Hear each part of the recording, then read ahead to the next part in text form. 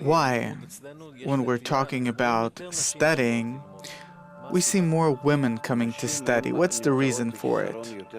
Women have a greater deficiency than men. They have a greater want in our world, in our times, because our world is complete unsatisfactory for a woman. A woman, she's closer to nature than man. She is more in demand of the earthly existence. She wants a family, she wants kids, she wants a husband. She wants to have this kind of nest, whereas a man, usually, he doesn't want any obligations. If previously, it was because there was no choice. Otherwise, how can you live? Where will you be? You can't get along on your own. Who'll wash, who'll make food, who'll take care of him?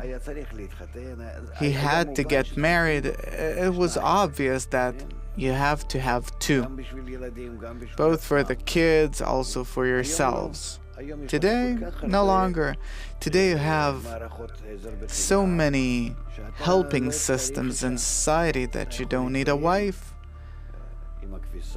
You can get along with the laundry, the food, all those things, no problem, and without being obliged even a bit. Whereas for a woman, these tendencies, these desires, they remained. Also less than before, but nonetheless they're there. And thus, she really suffers. And thus we see more and more women, even though they have the power to overcome, a greater power of persistence in our life. A woman, she's stronger than a man. She's more connected to nature. She's more stable.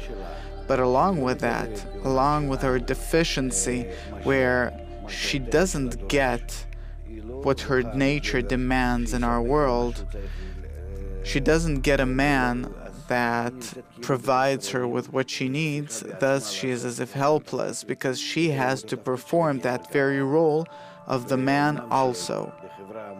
And even though that in modern society it's also possible, but nonetheless they're frustrated and have this feeling of a certain emptiness and a certain lack of security.